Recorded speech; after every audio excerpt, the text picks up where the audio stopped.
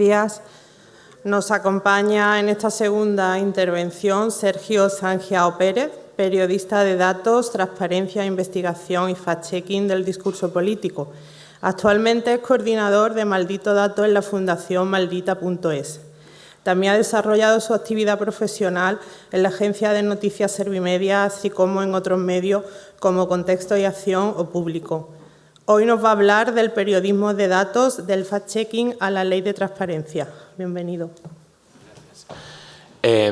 Pues es lo que decía, soy Sergio Sangiao, coordinador de Maldito Dato en Maldita.es, que es la sección de la Fundación Maldita, en la que hacemos periodismo de datos y también fact-checking del discurso político o periodismo aplicando la ley de transparencia. Así que voy a intentar contaros un poco ese tipo de cosas que hacemos y cómo aplicamos el periodismo de datos a esas diferentes ramas. Primero de todo, ¿qué es el periodismo de datos? Pues el periodismo de datos es una especialidad del periodismo que consiste en recabar y analizar datos mediante software especializado y hacer comprensible la información resultante del análisis a la audiencia a través de artículos, infografías, visualizaciones de datos o aplicaciones interactivas. A mí me gusta esta definición por el punto que tienen en el recabar y analizar datos, que muchas veces tenemos como la sensación como si el periodismo de datos solo fuera, por ejemplo, las grandes investigaciones que se han hecho de Panama Papers o demás, o que para hacer periodismo de datos necesitemos bases de datos con millones de registros, con una cantidad ingente de datos, y muchas veces es más importante un buen análisis y una buena visualización, como estaba contando antes Raúl, que una gran cantidad de datos para analizar. El origen, o sea, el periodismo de datos no es nuevo, por mucho que nos podamos pensar que es cosa de los últimos años, y ahora con la pandemia más, con el auge que ha habido. Ya eso no es nuevo. En el siglo XIX, cuando hubo el brote de cólera en Londres y se pensaban que se transmitía simplemente por el aire, lo que hizo fue ir apuntando los muertos de cada edificio, que si veis son las barras negras, ¿no?, que hay. O sea, es cada edificio en una calle, los fallecidos que ha habido ahí, y hay un punto allí que es el pump, que es el pozo, ¿no?, el agua que abastecía esa zona, y fue la forma que tuvo, ¿no?, de darse cuenta, de analizar y poder demostrar su hipótesis, que era que en realidad estaba causada por el agua contaminada de los pozos, que, bueno, o sea, lo consideran el padre de la epidemiología, que hoy en día no puede estar más de actualidad después de la pandemia, pero que también es el referente, ¿no?, y un poco el origen de la visualización y el periodismo de datos. Y de todos modos, os traía este otro ejemplo que es de Chick Stone en el Washington Post, por un poco explicar que esto sigue sucediendo, ¿no?, que hoy en día podemos seguir cruzando datos e información para demostrar hipótesis y para revelar cosas que no sabíamos hasta ahora, que por desgracia también es un tema que está de actualidad después del tiroteo el otro día en Estados Unidos. Aquí lo que hicieron es coger una sección en Maryland, en Estados Unidos, en la que vieron que había, especialmente donde se concentraban tiroteos y otro tipo de incidentes con disparos, ¿no?, con pistolas. Y lo que vieron es que en el centro de esos incidentes había una tienda de armas, y que la mayoría de esos incidentes eran armas que habían sido vendidas en esa misma tienda, ¿no? Entonces les permitía relacionar los dos fenómenos, e incluso aquí sí que pudieron ver algo más de causa, porque pudieron demostrar que muchos de esos incidentes, las armas habían sido vendidas en esa misma tienda, ¿no? Pero otra de las cosas que hay que tener muy claras en el periodismo de datos es que muchas veces, y la mayor parte de ellas, es que hablamos de correlación que no causalidad, ¿no? Que, o sea, dos fenómenos estén correlacionados, que haya relación no tiene por qué implicar que uno cause el otro, ¿no? Y esta web maravillosa que se llama Tyler Vision tiene un montón de ejemplos así locos que están muy bien, y este, por ejemplo, es el número de personas que han fallecido por ahogamiento en una piscina y número de películas en las que aparece Nicolas Cage. O sea, si os fijáis, en realidad las líneas es que correlacionan perfectamente, ¿no? Pero, o sea, todos somos conscientes de que evidentemente no hay ninguna causa-efecto y no tiene nada que ver una cosa con la otra. Y luego este maravilloso gráfico que también nos ha enseñado Raúl, que era un poco para decir pues, lo que ha dicho, ¿no? Cómo la pandemia nos ha metido en este nuevo paradigma, que está como un poco feo decir, pero la pandemia ha venido bien a la profesión, o sea, ha venido bien al periodismo de datos y vive un momento de resurgimiento, de importancia en los medios, o sea, lo hemos visto en España, pero se ha visto en el mundo en general, cómo los medios están apostando por el periodismo de datos, por la visualización y por hacer este tipo de historias. Luego, voy a hacer también un poco de introducción de lo que es el fact-checking y qué es la transparencia, que son las otras dos patas que voy a intentar explicar hoy, que es un poco todo lo que hacemos en Maldito Dato y cómo está relacionado entre sí. Pero el fact-checking de origen, o sea, esta definición de Cambridge, que no es otra cosa que el proceso de comprobar que todos los datos de un escrito, un artículo de prensa, un discurso, etcétera, son correctos. De hecho, el fact-checking como término y como figura nace en el periodismo anglosajón porque es la figura del editor que tenían, que a lo que se dedicaba en los medios era a coger los artículos y los temas de los otros compañeros y a comprobar que los hechos y los datos que estaban contando pues fueran ciertos, ¿no? Y el objetivo final del fact-checking, incluso del periodismo en muchas ocasiones, no es otro que dotar a la ciudadanía de herramientas e información que les permita crearse opiniones con todos los datos y los hechos contrastados en la mano, ¿no? O sea que muchas veces el fact-checking y esa lucha contra la desinformación que hacemos también en Maldita no es otra cosa que esa intención de arrojar luz, arrojar datos y decirle a la gente, vale, pues esto es lo que hay, esto es lo que se sabe, estos son los datos que están comprobados y los hechos que sabemos que realmente han sucedido y hasta aquí es lo que podemos saber. Y al final el fact-checking, que pecamos mucho también de usar los anglicismos, no es otra cosa que lo que entenderíamos como verificación de hechos o verificación de datos. Por último, y esta tercera pata de lo que hacemos en Maldito Dato, está la transparencia. ¿Qué es la transparencia? La transparencia no es otra cosa que una forma de gobernanza en realidad de las administraciones públicas, ¿no? O sea, tanto para los gobiernos, sea el gobierno central, los autonómicos, ayuntamientos, incluso cualquier tipo de administración pública, como las universidades públicas, ¿no? Como la universidad en la que estamos hoy. Una de las patas que tienen hoy en día en su gobernanza es la transparencia, que de hecho tiene diferentes ramas, ¿no? Por una parte está la publicidad activa, que es la información que directamente tienen que hacer pública las administraciones, en muchos casos obligados por la ley. O sea, hay datos, hay información que hay que publicarla tal cual porque algún tipo de normativa te indica que hay que hacerlo así. Y luego está el derecho de acceso a la información. ¿Qué es el derecho de acceso a la información? Pues no es otra cosa que un derecho ciudadano que tenemos todos, que es ir a una administración y pedirle una serie de datos o una serie de información a través de una solicitud de transparencia, ¿no? Decirles, oye, sé que tenéis esta información, creo que esta información debería ser pública y en base a la ley quiero que me entreguéis una copia. ¿Por qué esto? Porque nos olvidamos muchas veces, o sea, lo tenemos muy claro, por ejemplo, con el dinero, ¿no? Si un político roba dinero de la administración, asumimos todos que ese dinero era público y que ese dinero que nos está robando nos lo está robando a todos, ¿no? Y no pasa con la información, pues al final es un poco lo mismo. O sea, la información de la administración nos pertenece a todos, pertenece a la sociedad y no pertenece solo a los políticos de turno que están gobernando en esa administración, ¿no? O sea, esa información es de todos, es información pública y es que tiene la misma categoría que el dinero público o que cualquier otro recurso público que al final es de todos. ¿Y qué pasa con este punto de la gobernanza y la transparencia? Pues que es una gran herramienta para la labor periodística en general y para el periodismo de datos muy particularmente, ¿no? La administración tiene una gran cantidad de datos, una gran cantidad de bases de datos que están ahí, que las tiene, pero que no son públicas y que entonces o que las publica por publicidad activa, que ya de por sí es una herramienta que nos sirve a nosotros como periodistas de datos para coger esos datos, poder saber qué está pasando, analizarlos y contar historias.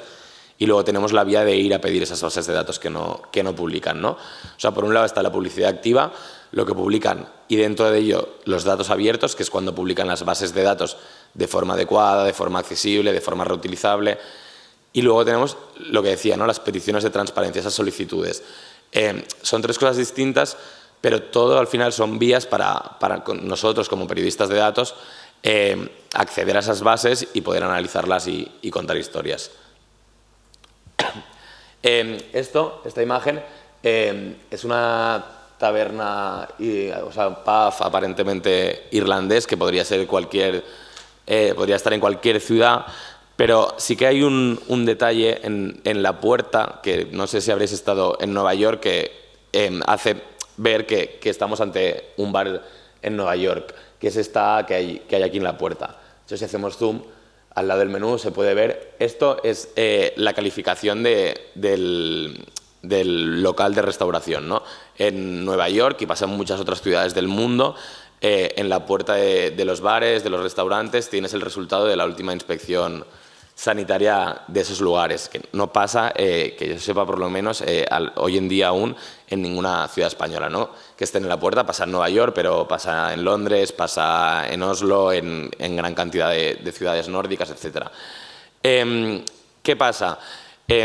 Estos datos, aunque no los tengamos en la puerta, aunque yo ahora, cuando acabemos las jornadas, me vaya a tomar un café y entre a un bar y no esté en la puerta, eso no significa que a ese bar no le hayan hecho una inspección.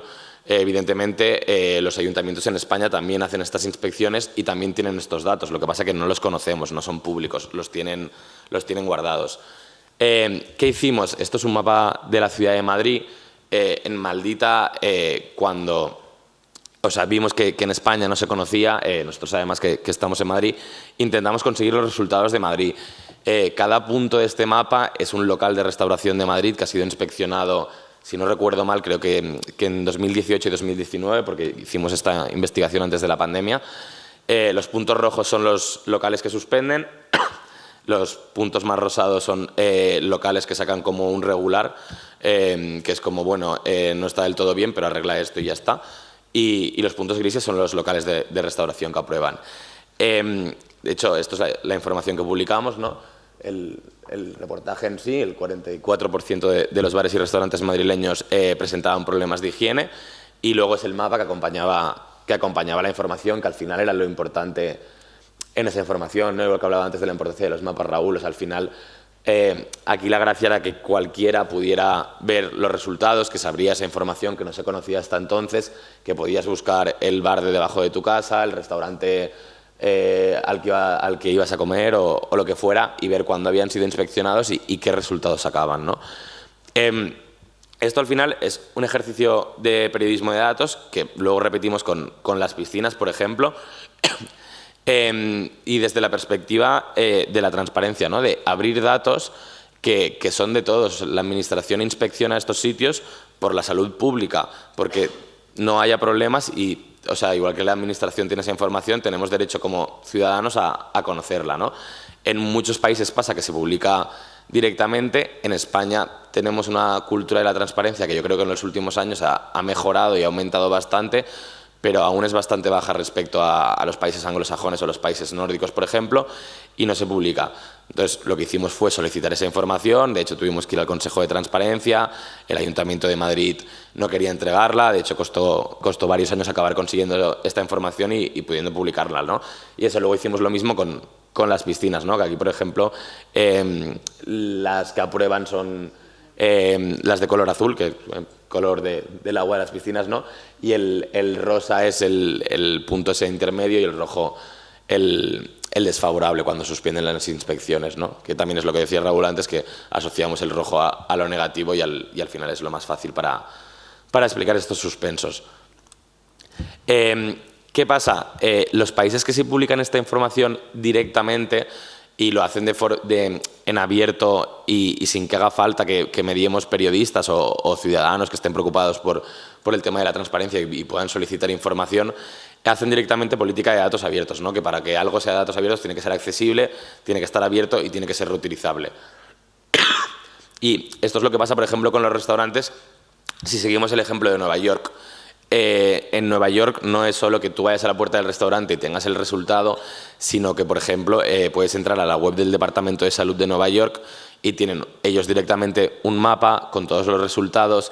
Puedes filtrar incluso, por ejemplo, y pedir que te muestre los resultados de los restaurantes de comida española o de los restaurantes de comida vasca. O sea, llegan a un nivel de detalle y de desglose brutal, ¿no? Para el ciudadano y para el consumidor. Entonces, al final, esos datos están ahí abiertos, están de forma accesible e incluso son reutilizables, ¿no? Esto en España ha costado mucho publicarlo. De hecho, se conoce también de Barcelona, que lo publicó El País, y yo creo que el único otro caso que se conoce de inspecciones a restaurantes es el de Madrid. Pero allí, que están mucho más acostumbrados, por ejemplo, lo reutilizan, pues el New York Times y todos estos tipos de medios tienen interactivos en sus webs directamente mostrando en tiempo real, ¿no?, cómo se van actualizando estas inspecciones. Nosotros al final conseguimos esos datos en un determinado momento y es la imagen en esos años, ¿no?, cómo fueron las inspecciones en esos años. No hay una actualización a tiempo real, que es la información que sí que tiene la administración pero que no publica. Un ejemplo de periodismo de datos basado en datos abiertos que sí que hicimos aquí nosotros en España, cuando la pandemia, cuando se declara el estado de alarma, el 14 de marzo de 2020, si no recuerdo mal, que sale Sánchez, nos cierran en casa y empieza todo aquello de quién puede abrir, quién no puede abrir, cuáles son las industrias esenciales o cuáles son los negocios esenciales. ¿Qué hicimos con aquello? Pues nos descargamos el censo de actividades y locales de Madrid, que está colgado en los datos abiertos del Ayuntamiento de Madrid y que tiene los miles de locales y actividades que hay en Madrid, y fuimos a cruzarlo pues con los datos que habían salido en el BOE, ¿no?, con la normativa que había salido de qué era esencial y qué no era esencial y quién podía abrir, quién podía atender a domicilio, ¿no?, y quién debía cerrar, ¿no? Este es el mapa de Madrid en esos meses de confinamiento, con pues, los puntos verdes, los negocios o industrias que podían abrir, todo ese rojo, todos los lugares que tenían que permanecer cerrados y en naranja los que podían atender a domicilio. Y al final es un poco para lo que sirve la transparencia, ¿no? O sea, que esa base de datos esté en abierto. Este mapa, por ejemplo, lo hicimos nosotros, pero también lo hicieron otros medios. Que esté eso en abierto nos permite a nosotros como periodistas coger esa información, analizarla y pasar de esa base de datos primaria con todos los registros que no se va a entender a ese mapa en el que tú como ciudadano puedes ir y buscar lo que quieras saber, ¿no? Si quieres saber si un tipo de negocio puede abrir o no, si tal tienda va a estar abierta o no al lado de tu casa, que al final no es otra cosa, tanto el periodismo de datos como la transparencia, que servicio público, ¿no?, que poner a disposición de los ciudadanos esos datos que no tendrían de por sí para consultar. Igual el mapa de casos de coronavirus por municipio, que también lo decía antes Raúl, lo mismo. Y otro ejemplo de datos abiertos, porque lo que teníamos que hacer en aquellos meses de pandemia los periodistas de datos era ir a cada comunidad autónoma, ¿no?, descargar sus datos por municipios, que algunas los colgaban mejor que otras, recopilar toda esa información, limpiarla y ir actualizando el mapa y los gráficos. ¿Qué hacemos cuando no tenemos datos abiertos? Pues tenemos la Ley de Transparencia, la Ley 19/2013, que además es la primera y única por ahora, porque aún no se ha reformado, primera ley de transparencia que hemos tenido en España, y la ley nos ampara para solicitar información, ¿no? Cuando, por ejemplo, lo de las inspecciones a restaurantes o a piscinas. En un caso así, que hacemos, pues en ese caso esa información es del Ayuntamiento de Madrid. Pues vamos al Ayuntamiento de Madrid y les decimos que en base a esta ley consideramos que esa información es pública, que tienen esa información y que queremos que nos entreguen una copia, ¿no? Es la ley que nos ampara a nosotros como ciudadanos para poder ejercer ese derecho de acceso a la información. Que es una solicitud de acceso, pues es ese procedimiento, ¿no?, por el cual ejercemos el derecho de acceso o el derecho a saber.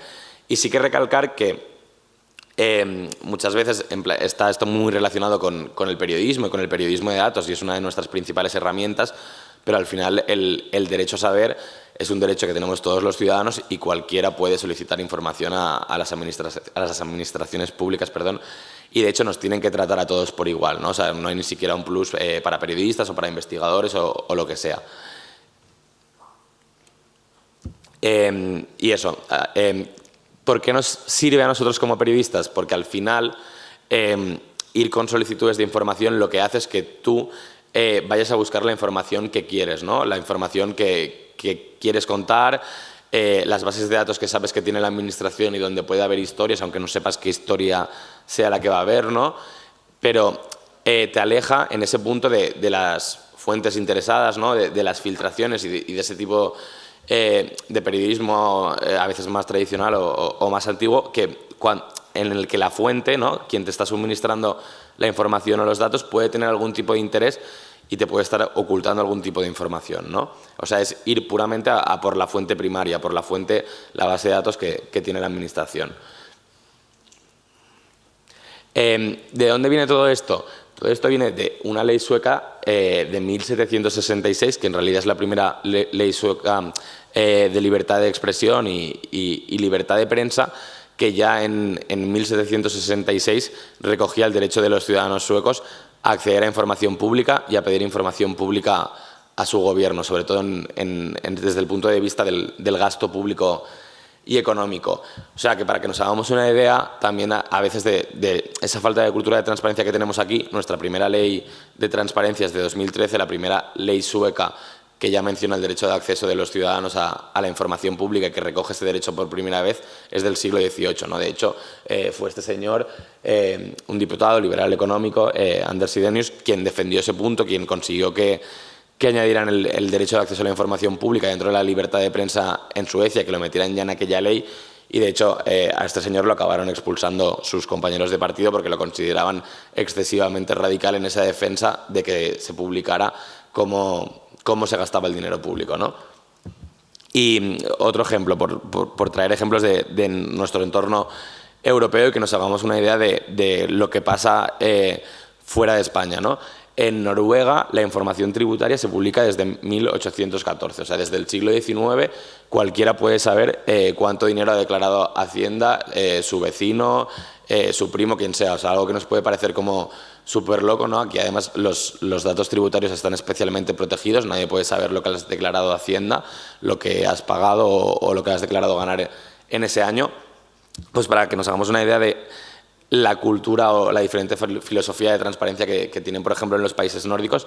Ahí se publica desde el siglo XIX, esa imagen es un libro con los datos de un año por aquel entonces, ahora lo publican en abierto en Internet, tienen una página web y puedes entrar a ver lo que ha declarado cualquiera y lo entienden desde esa perspectiva de no tengo nada que ocultar, he pagado mis impuestos como tocan y ahí está, ¿no? De hecho, cualquiera puede denunciar si cree que alguien los datos que están publicados de lo que ha declarado no son correctos, ¿no? Tipo, o sea, mi vecino está ganando mucho más dinero, no corresponde esa declaración renta que está ahí pública en la web y esto no puede ser.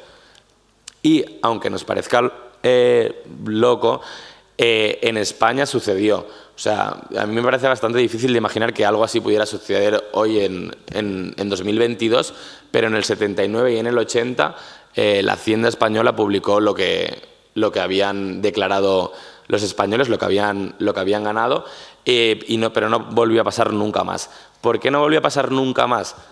Porque el señor número 50 de la lista, o sea, el 50 español más rico en 1980, o sea, que había ganado más dinero, que había declarado más, Luis Suñer, fue secuestrado el año siguiente por ETA y el Ministerio de Hacienda dejó de publicar la información, ¿no? O sea, que también muchas veces hay que tener en cuenta los límites de la información pública, ¿no? Y al final es una cosa como de derecho, que los expertos en derecho controlan mucho más porque hay que sopesar los límites y lo público de la información, ¿no? Los posibles peligros, y hay que hacer una ponderación de qué prevalece, ¿no?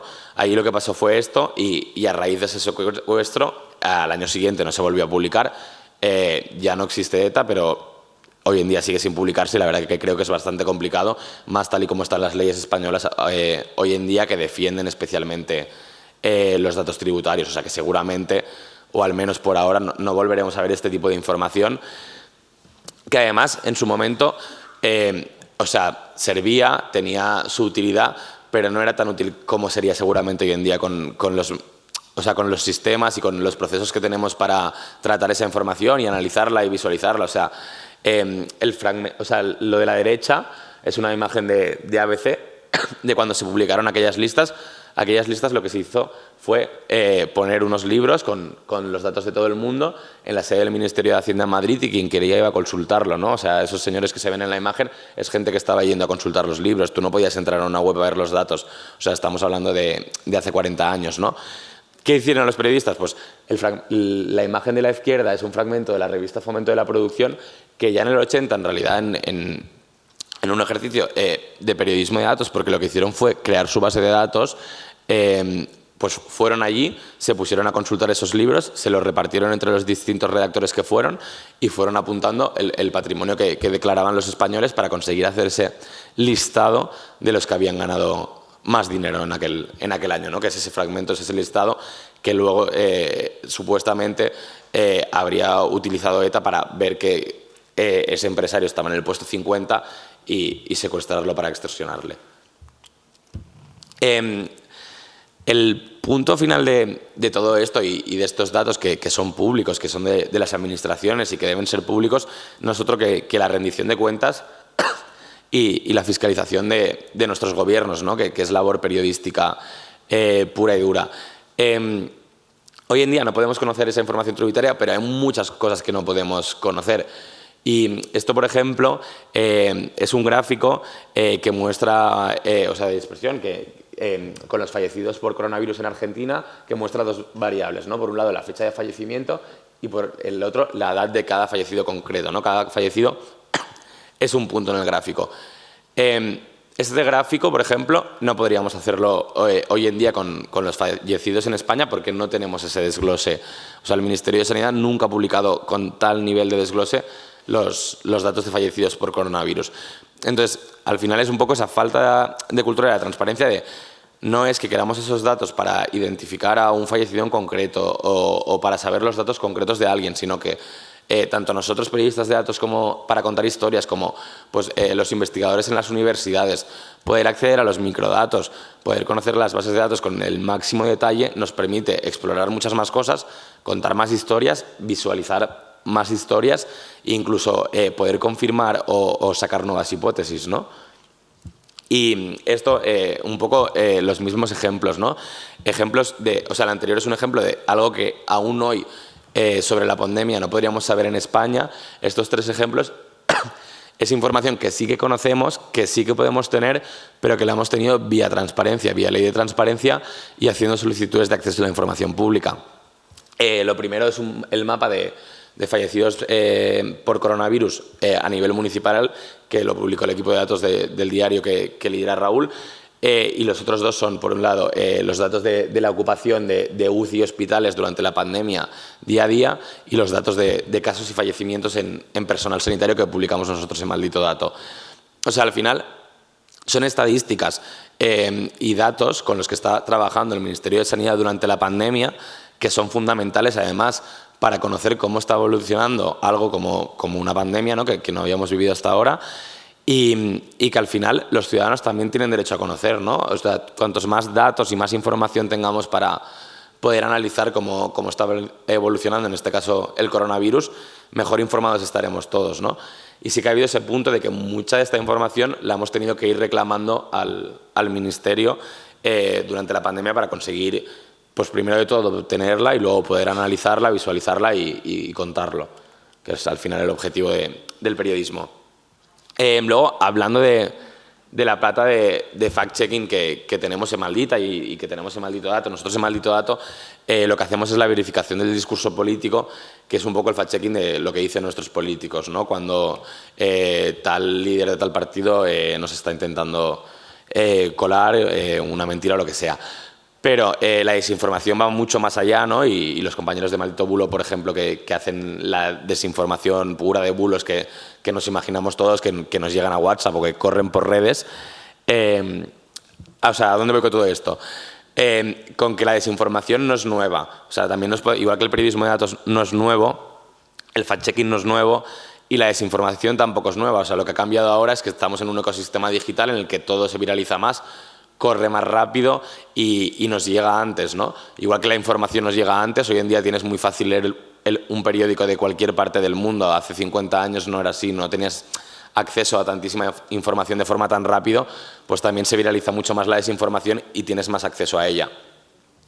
Esto, no sé si algunos lo recordaréis, hace unas décadas en España se habló mucho de aquella historia de Ricky Martin, una niña, un perro y un pote de mermelada, ¿no? Incluso se explicaba como si fuera real, como si aquella historia hubiera sucedido en el programa Sorpresa, Sorpresa que presentaba Concha Velasco y eso, llegó a salir en revistas, corrió por toda España al día siguiente de la emisión de un programa de Sorpresa, Sorpresa y el bulo estuvo toda la semana circulando hasta que el día siguiente, o sea, año 99, hace más de 20 años, bueno, no, perdón, o sea, sí, perdón. Y o sea, aún en aquel entonces, sin el ecosistema digital, sin las redes, sin todo lo que entendemos que hoy en día es el ecosistema mediático, ya corrió como la pólvora, ¿no? O sea, que para que nos hagamos una idea de que la desinformación no es nueva, el fact-checking no es nuevo, lo que necesitamos es nuevas vías para afrontarlo. Durante los últimos días se ha hablado mucho de este programa, sorpresa, sorpresa, pero no por los motivos que todos hubiéramos deseado. Hemos sido víctimas de un bulo. Nos han atacado en una especie de locura colectiva, un ataque en el que se hablaba de algo que nunca ocurrió y de protagonistas que nunca han existido. Se ha hablado mucho de eso y nosotros queremos hacerlo hoy, si ustedes me lo permiten, sí, diciendo solo 3 palabras. Todo es mentira. Bueno, así desmentía la propia Concha Velasco en el programa. Uy.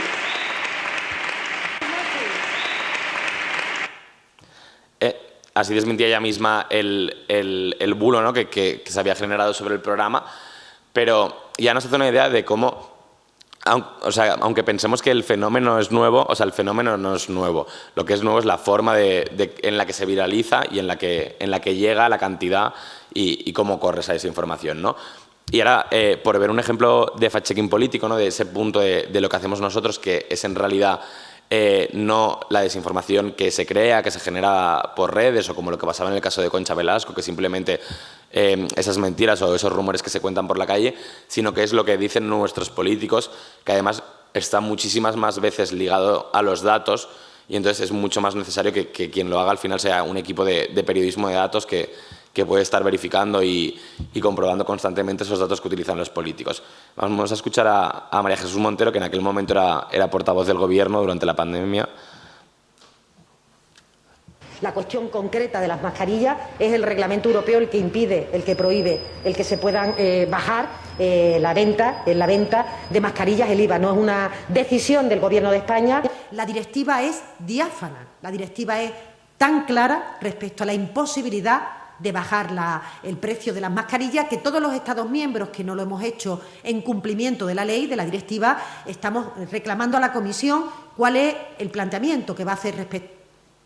Suficiente, porque en realidad es en diferentes ocasiones diciendo lo mismo, que era un poco el argumentario del Gobierno en aquel entonces, ¿no? En aquel primer año de pandemia, cuando aún no se había bajado el IVA de las mascarillas, que lo que decían es que la directiva europea no permitía bajar ese precio, que lo tenían prohibido, que Europa no lo permitía, y que de hecho les podía sancionar por ello si lo hacían, como lo estaban haciendo otros países. ¿Qué hicimos y cuál es el ejercicio de fact-checking político? Al final no es otra que el periodismo de toda la vida muchas veces, ¿no? Porque lo primero que hicimos es descolgar el teléfono, llamar a la Comisión Europea y decir qué tenéis que decir de esto, esto realmente es así, realmente vais a sancionar a quien lo haga y no lo estáis permitiendo. Y nos dijeron, no, nosotros les dijimos a los países que sí que podían hacerlo y por eso hay países que lo están haciendo. ¿Qué pasa? Al final ahí son dos fuentes interesadas, el Gobierno que quiere contar una historia y la Comisión Europea que quiere contar otra. ¿Qué hicimos? Utilizar la ley de transparencia y pedirle a la Comisión Europea el intercambio de cartas y mails con el Gobierno de España para ver sobre el tema del IVA de las mascarillas, para ver qué había sucedido, ¿no? Que entonces fue cuando pudimos comprobar y verificar que el 3 de abril, o sea, medio año antes de esas declaraciones que escuchábamos a María Jesús Montero, la Comisión Europea ya había contestado por carta al Gobierno de España diciendo que podía bajar el IVA de las mascarillas, que no incumplía la directiva y que no les iban a sancionar. Entonces, la ley de transparencia también nos sirve para esto, ¿no? O sea, es base para el periodismo de datos, pero también es una herramienta maravillosa para el fact-checking político y para saber qué hay realmente tras las decisiones de los gobiernos. Otro ejemplo, esta es la alcaldesa de Barcelona.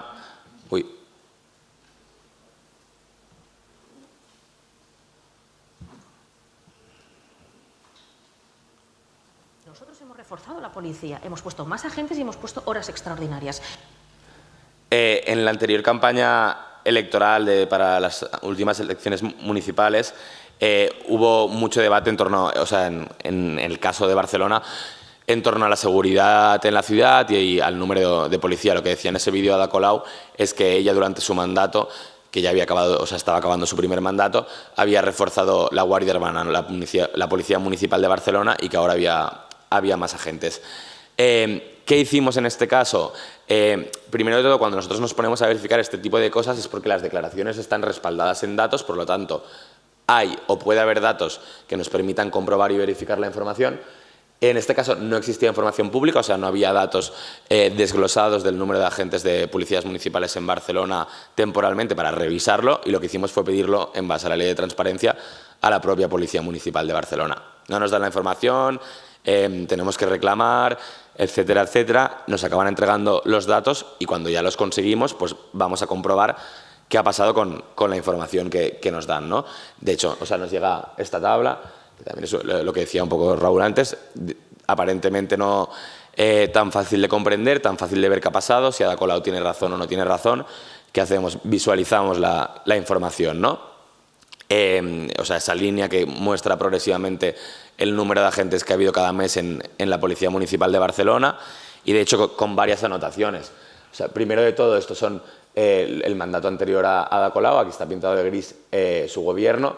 Entonces vemos esta primera línea, que el mínimo anterior a que llegara al gobierno de agentes estuvo aquí, y vemos que el mínimo en lo que lo ha dejado Ada Colau, los agentes municipales, en esa campaña electoral es más bajo, ¿no? De hecho, está aquí marcado cuando ella dice sus declaraciones, porque tampoco es que la dijera un año antes, cuando sí que estaban por encima, ¿no? Y entonces podemos verificar y confirmar que realmente lo que está diciendo es falso y que no es cierto.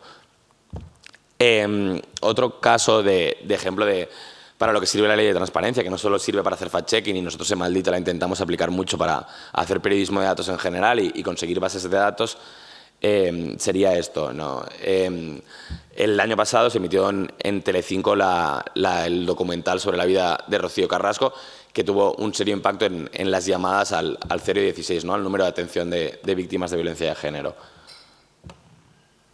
En estos 3 meses el público se ha familiarizado con conceptos de violencia de género como luz de gas o violencia vicaria, que hasta ahora para muchos eran desconocidos. Se han removido conciencias y tal ha sido el impacto del relato de Rocío, que ha llevado a miles de víctimas de violencia machista a pedir ayuda, produciéndose la mayor subida intermensual de la historia de llamadas al 016. ¿Qué pasó con esto? Cuando se empieza a hablar a emitir el programa, se empieza a hablar de esa posibilidad de que muchas mujeres estén identificando y estén atreviéndose a denunciar o a llamar al 016.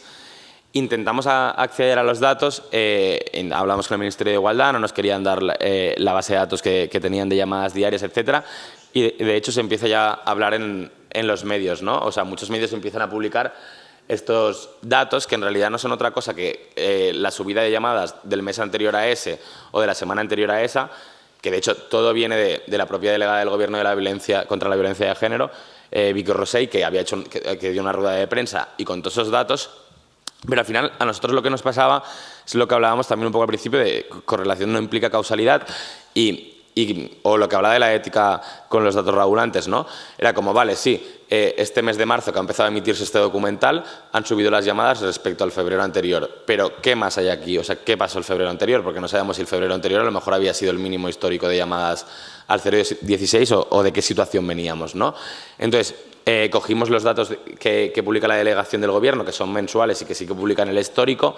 Ahí estuvimos analizando la variación de un mes para otro, y sí que vimos que cuando se emite el documental es la mayor subida intermensual. De hecho, muy cerca seguido, por ejemplo, cuando comienza el confinamiento, ¿no? que fue otro momento que se habló de problemas para las mujeres víctimas de violencia de género, que tenían que convivir confinadas en muchos casos con sus maltratadores. Pero quisimos ir más allá, ¿no? ¿Qué hicimos? Hicimos una solicitud de acceso. Esta captura, de hecho, es como se ve una solicitud de transparencia en el portal de transparencia del Gobierno. Pedimos los datos de llamadas al 016 diariamente y por comunidades autónomas para poder analizar y buscar historias y ver qué pasaba realmente, ¿no? Entonces, nos llega esa base de datos y ahí lo que comprobamos es que, yendo más allá, no solo era la subida de ese mes para otro, el teléfono, o sea, el 016, no recibía tantas llamadas desde verano de 2016 hasta que se emite el documental.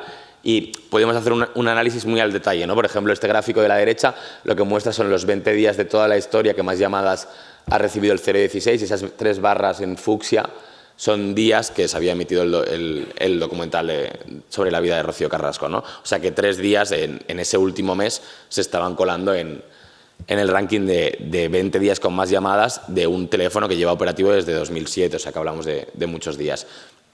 Y eso, al final, también va relacionado un poco con lo que se preguntaba antes de las hipótesis y el sesgo. Aquí nosotros, por ejemplo, nuestra intención al pedir esa base de datos era ver qué estaba pasando con ese documental. Y evidentemente vas a ver eso y vas a ver más allá. Si encuentras más historias, qué más tipo de cosas.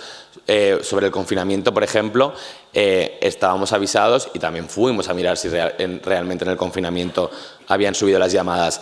Pero una cosa de las que nos encontramos al analizar los datos y el entrevistar la base de datos, que al final es otra fuente periodística a la que tú entrevistas y en la que buscas, pues ¿qué encontramos? Que el día que históricamente más se llama al 016 es el 25 de noviembre, ¿no? Que es el Día Internacional de Eliminación de la Violencia contra la Mujer. Y de hecho, no solo el 25 de noviembre, o sea, los 5 días que más se llama es el 25N, el 26N, el 28N, el 29N y el 30N. O sea, que te da la imagen de hasta qué punto las campañas de visibilización y de sensibilización que se hacen para el 25N sí que realmente están funcionando, porque cada año es cuando más se llama, ¿no? Y el 25N es el que tiene la media y la mediana más alta en este sentido. De hecho, este es el gráfico con la mediana de todos los años. A más color, más llamadas al 016. Si os fijáis, o sea, este punto, que es el punto más oscuro, es el 25 y sigue los días siguientes, ¿no? Y de hecho, también el punto de conseguir estos datos, esta base de datos que nunca se había publicado por transparencia y hacerla pública, que se pueda usar, es que se pueda reutilizar, ¿no? Hablamos, por ejemplo, con investigadoras en temas de violencia de género y tenían muchas hipótesis y muchos conocimientos, pero que en realidad no tenían demostrados. O sea, ellas, por ejemplo, entendían tradicionalmente toda la vida que sí, que realmente los días que menos se llamaba al 016 eran fin de semana, porque se pasa más tiempo con el maltratador y es más complicado. Pues los datos permitieron corroborar que era cierto, ¿no? O igual con los festivos. O sea, igual que vemos ese color que destaca tanto en el 25N y días posteriores, por ejemplo, el 6 de enero, Día de Reyes, está ahí casi vacío, ¿no? O el 24, Nochebuena. Entonces, toda esa información al final te permite, pues a veces, comprobar hipótesis que ya se tenían y otras veces refutarlas o encontrar nuevas historias. Otro ejemplo de información que conseguimos vía transparencia y que permitió hacer un ejercicio de periodismo de datos fueron las cuentas de los partidos políticos en el Ayuntamiento de Madrid.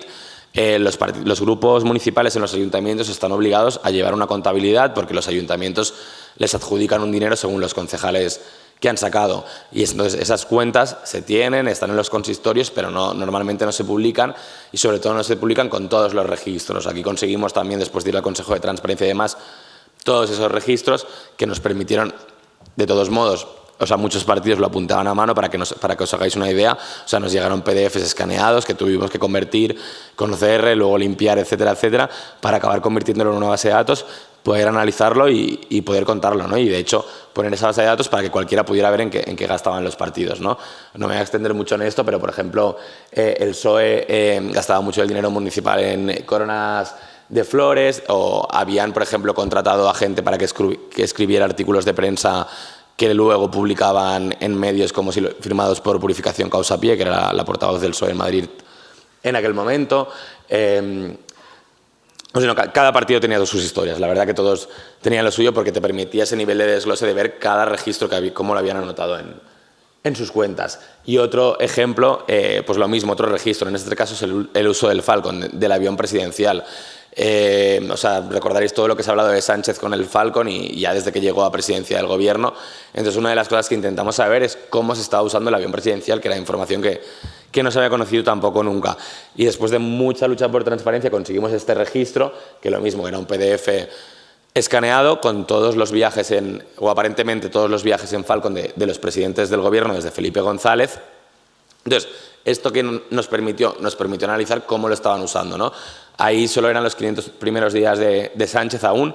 Vimos que era el segundo que más lo había usado detrás de Zapatero, según este ranking, que es el número de viajes en sus primeros 500 días de mandato. Contamos esta información, pero no solo. O sea, por ejemplo, vimos que Rajoy para lo que más había usado el Falcon era para ir a Santiago de Compostela y Zapatero para ir a León, o sea que vimos cómo lo utilizaban para ir a su tierra natal. Contamos esas historias, analizamos los destinos, analizamos a qué países nunca ha volado un presidente del gobierno y también fuimos un poco más allá, vimos que faltaban viajes, por ejemplo, a veces faltaba el primer viaje de los presidentes, que tradicionalmente es a Marruecos, y también lo contamos, ¿no? Como al final, en plan, hay una estadística pública, una estadística que está llevando una administración y en la que está cometiendo errores y que por lo tanto no nos permite ver una serie de cosas, nos permite ver hasta aquí, pero hay que ser también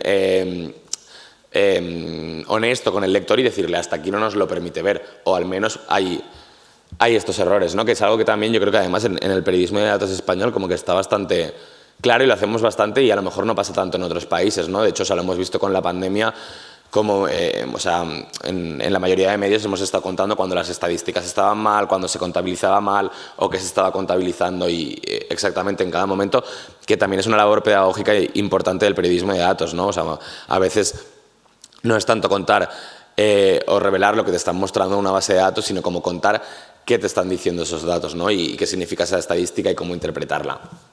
Os quería enseñar este gráfico, que es otro de los que hicimos para esta información, porque aquí lo que analizamos es la media de viajes mensuales que hacían en el Falcon cada presidente. ¿Qué pasaba aquí? Que aquí Sánchez sí que era el primero. Zapatero lo había utilizado más en sus primeros 500 días de mandato, pero Zapatero fue presidente del gobierno 8 años y luego pues lo usó menos y su media bajó, cosa que en el caso de Sánchez por ahora aún no era posible, que solo llevaba sus 500 primeros días. Entonces, contamos las dos cosas, de ahí nuestro titular anterior de Sánchez y Zapatero son los que más lo usan, de igualar a ambos y de incluir ambos gráficos, ¿no? Al final, o sea, un poco por lo mismo, por la honestidad, contarle al lector que en esos primeros 500 días Zapatero sí que quedaba algo por encima de Sánchez, que luego lo usó menos y que por ahora Sánchez tenía una media de uso más elevada.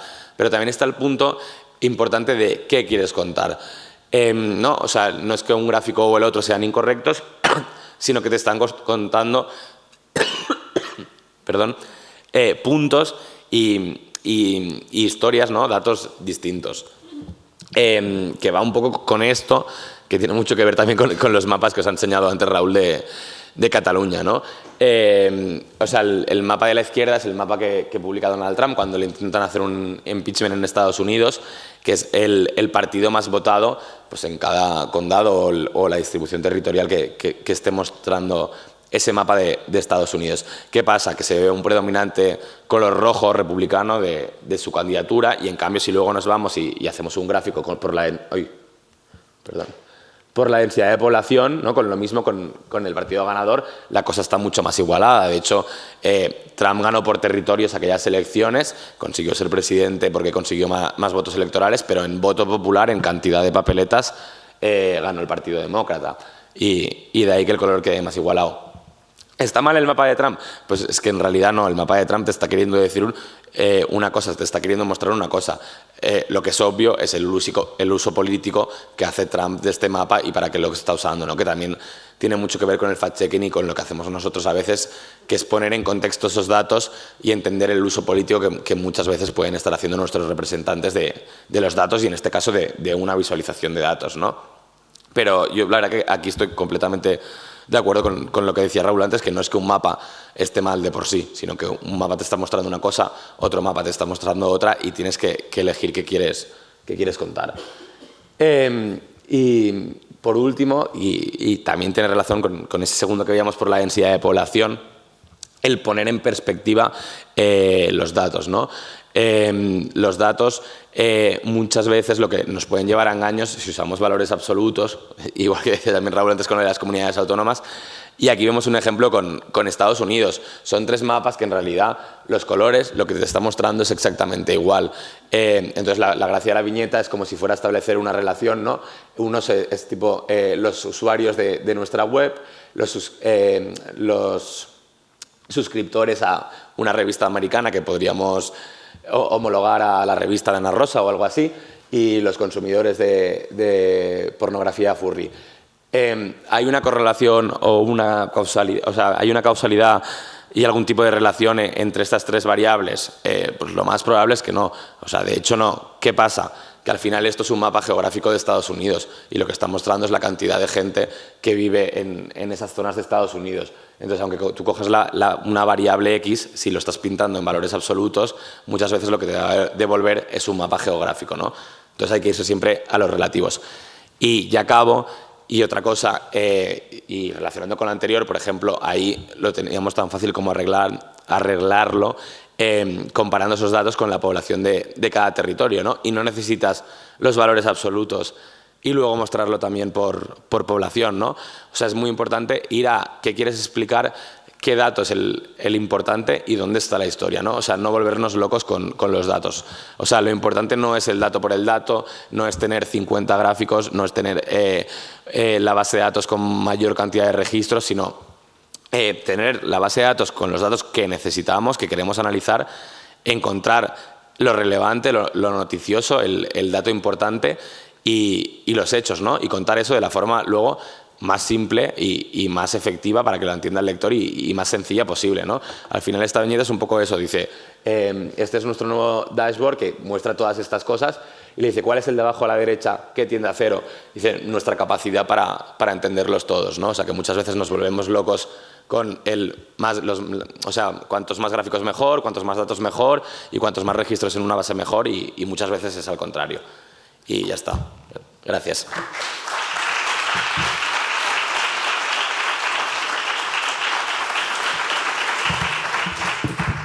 Abrimos un turno de preguntas.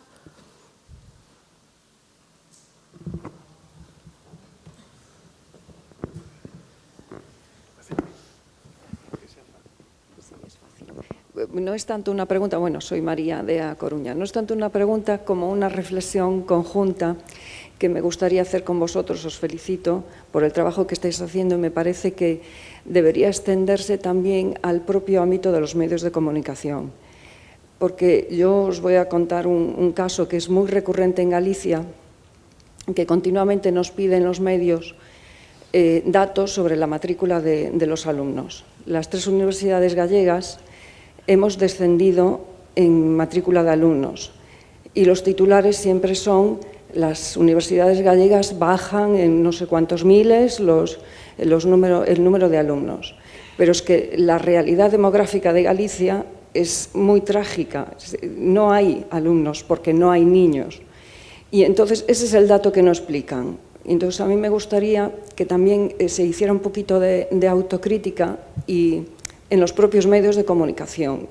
No sé, quizá un observatorio de datos o algo que pudiese verificar y rectificar incluso esas informaciones, porque hace mucho daño, porque aunque nosotras las universidades nos quejemos y se publique al día siguiente una información cuando se publica, aclarando bien ese titular, se va creando una conciencia colectiva de que las universidades estamos sobrefinanciadas para el número de alumnos que tenemos o que trabajamos poco para el número de alumnos que tenemos. Y después eso justifica que no se proteste cuando, en nuestro caso, cuando la Xunta de Galicia nos elimina titulaciones que tienen un bajo número de alumnos porque son innecesarias, como las humanidades, que nos acaban de quitar en la Universidad de A Coruña. Yo creo que es algo muy importante y debería ser extensivo también a los medios de comunicación. Y ahí lo dejo. Gracias.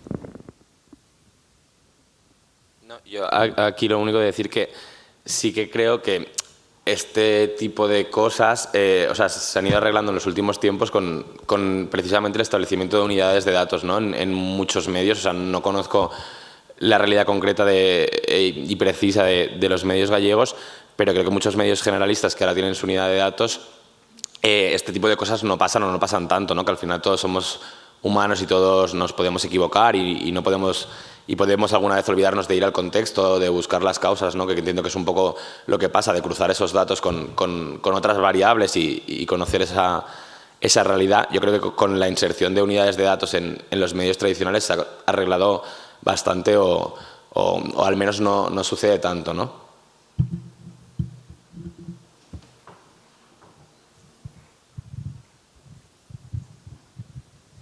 Hola, buenos días.